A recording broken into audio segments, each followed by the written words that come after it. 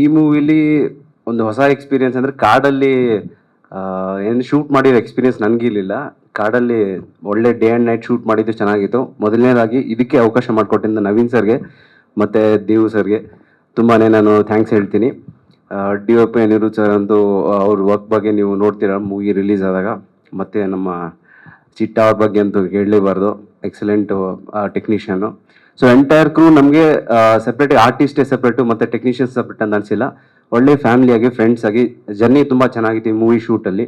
ಇನ್ನು ಪಾತ್ರದ ಬಗ್ಗೆ ಹೇಳಬೇಕು ಅಂತಂದರೆ ಅವ್ರು ಹೇಳ್ದಂಗೆ ಖಡಕ್ ವಿಲನ್ ಪಾತ್ರ ಅಲ್ಲ, ಒಂದು ರೇಂಜ್ಗೆ ನೆಗೆಟಿವ್ ಪಾತ್ರ ಇದೆ. ಬೈಕೊಳ್ಳೋದಂತೂ ಗ್ಯಾರಂಟಿ. ಮೂವಿ ನೋಡಾದ್ಮೇಲೆ ನನ್ನನ್ನಂತೂ ಬೈಕೊಳ್ತೀರಾ, ಏನಕ್ಕೆಂದ್ರೆ ಅಂಥ ಕೆಲಸ ಮಾಡಿರ್ತೀನಿ ಅದರಲ್ಲಿ. ಅದ್ರ ಜೊತೆಗೆ ಹೇಳಬೇಕು ಅಂದರೆ ಫೀಮೇಲ್ ಆರ್ಟಿಸ್ಟು ಇಬ್ಬರು ಇವರಿದ್ದಾರೆ. ಹಾಂ ನಂಗೆ ಸಾರಿ, ನನಗೆ ಕ್ಯಾರೆಕ್ಟರ್ ನೇಮ್ ಮರ್ತೋಗ್ಬಿಟ್ಟಿದೆ. ಆರತಿ ಮತ್ತು ಡಯಾನಾ. ಆರತಿ ಮತ್ತು ಸಾರಿ ಸಾರಿಕಾ ಮತ್ತು ಡಯಾನಾ ಕರೆಕ್ಟ್ ಅಲ್ವಾ?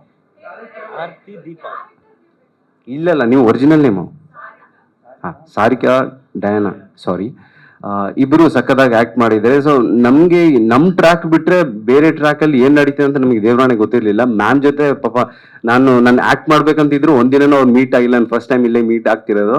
ಸೊ ಒಂದು ಚಾನ್ಸ್ ಸಿಕ್ಕಿದ್ರೆ ಮೀಟ್ ಆಗ್ಬೋದಿತ್ತು, ಪರವಾಗಿಲ್ಲ, ಮುಂದಿನ ದಿನಗಳಲ್ಲಿ ಆಗ್ಬೋದೇನೋ ಗೊತ್ತಿಲ್ಲ.